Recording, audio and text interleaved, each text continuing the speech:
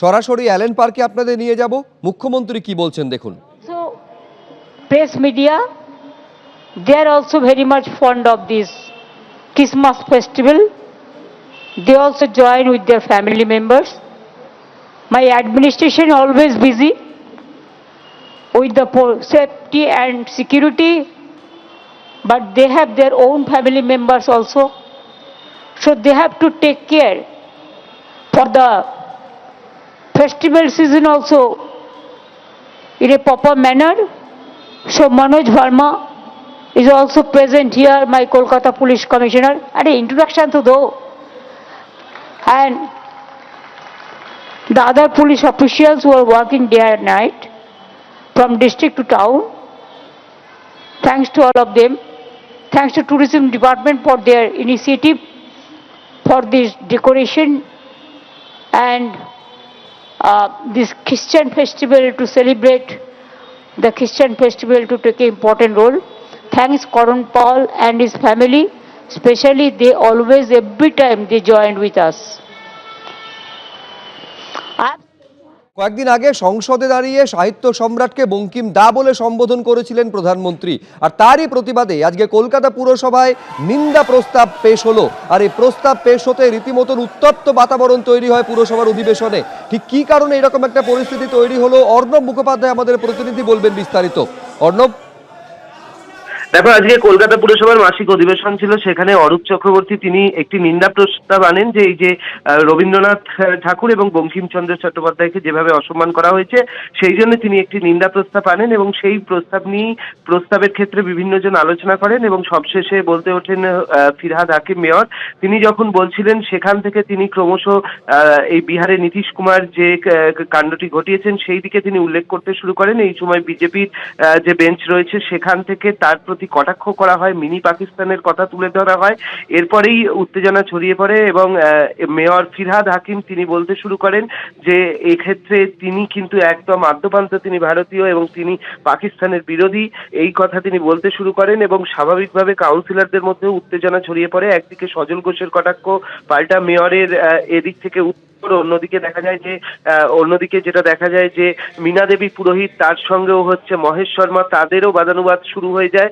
বিভিন্ন দিকে কাউন্সিলরদের মধ্যে একটা উত্তেজনা ছড়িয়ে পড়ে এবং শেষ পর্যন্ত এই উত্তেজনা প্রশমনের পরে তোমার মালা রায় যিনি হচ্ছেন চেয়ারপারসন, তিনি হচ্ছেন একটি গান গাইতে অনুরোধ করেন এক কাউন্সিলরকে এবং সেই গান গাওয়ার মাধ্যমে এই পুরো অধিবেশন সেই পুরো অধিবেশন কিন্তু শেষ হয়। তবে আজকে যেটা হয়েছে যে আজকে এই একেবারে আমরা একবার সেই মুহূর্তে ছবিটা অর্ণব দর্শকদের দেখায়, দেখুন।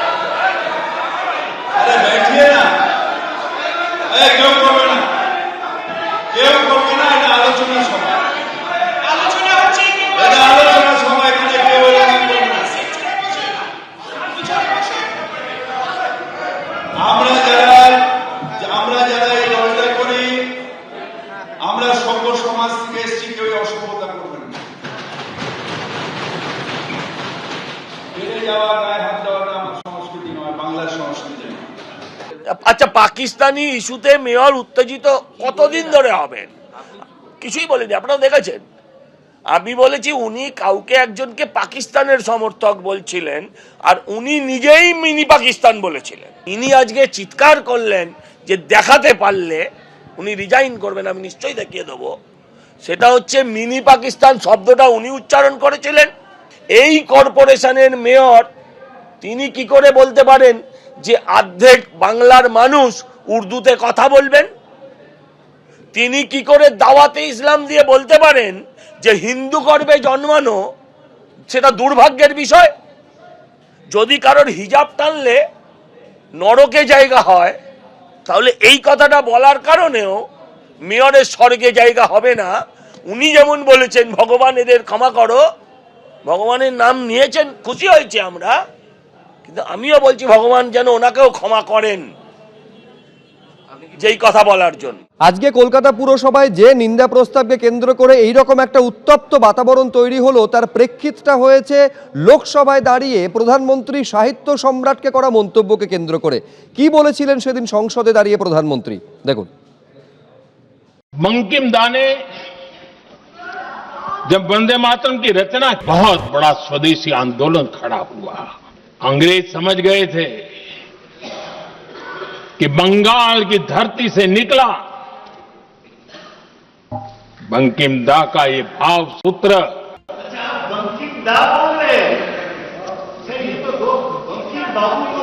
बंकिम बाबू बोले। अच्छा, thank you thank you thank you thank you thank you, आपकी भावनाओं के लिए मैं आदर करता हूं। बंकिम बाबू ने थैंक यू दादा, थैंक यू। আর এই মন্তব্যেরই প্রতিবাদ করে নিন্দা প্রস্তাব পেশ হয়, জানিয়ে উত্তপ্ত বাতাবরণ কলকাতা পুরসভায় আজকে তৈরি হলো। তা নিয়ে তৃণমূল এবং বিজেপি কার কি বক্তব্য দেখব। বঙ্কিমচন্দ্র চট্টোপাধ্যায় এমন একটা স্তরে তার অপমান প্রেজেন্ট প্রাইম মিনিস্টার যদি করতে চান পারবেন না, কারণ ওই স্তরে তিনি উঠতে পারবেন না জীবন। কারণ ভারতবর্ষই থাকতো না, ব্রিটিশের দাস হয়ে থাকতো, যেখানে তারা তাদের দোষও নেই, তার কারণ তারা স্বাধীনতা সংগ্রামের কোনোদিন অংশগ্রহণ করেননি। তারা শুধু মুচলেখা দিয়ে সাভারকার সাহেব বেরিয়ে এসছেন সবার, তা নয়। স্বাধীনতা সংগ্রামে এদের কোনো অবদান ছিল না। তারা জানেই না, তাদের মধ্যে সেই স্ফুলিঙ্গটাই নেই যে স্বাধীনতা সংগ্রামে যারা অংশগ্রহণ করেছে তাদের সেই উচ্চতা। বন্দে মাতরম বলে হাজার হাজার ছেলে স্বাধীনতার সংগ্রামে, যারা স্বাধীনতার সংগ্রামী তারা প্রাণ দিয়েছেন, সেই যে অনুভব, সেই যে অনুভূতি, সেটাই এদের মধ্যে থাকার কথা নয়। তাই বঙ্কিম দা কথা বলতে পারেন, তাই কোনদিন হয়তো রবিদা বলে দেবেন। হাউসকে তার মর্যাদা দেওয়া উচিত, হাউসের মর্যাদা হাউসে রাখা উচিত। বঙ্কিমচন্দ্র চট্টোপাধ্যায়কে কেউ যদি বলেন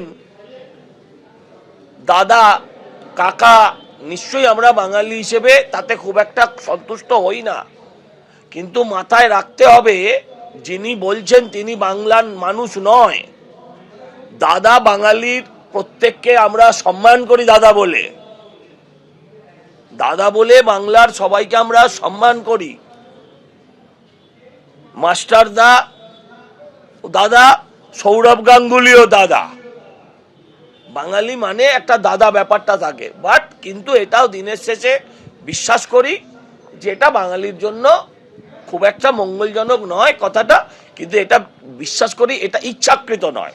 কিন্তু ইচ্ছাকৃত তো এটা, যিনি বন্দে মাতারাম গানটা নিজে গাইতে পারেন না, মমতা বন্দ্যোপাধ্যায়। আজকে অরূপ চক্রবর্তী ওই 4 লাইনই মুখস্থ করে এসছে আজকে বলবে বলে। আমি তো ওনাকে বলেছিলাম পুরো গানটা গাইতে। এবিপি আনন্দ, এগিয়ে থাকে, এগিয়ে রাখে।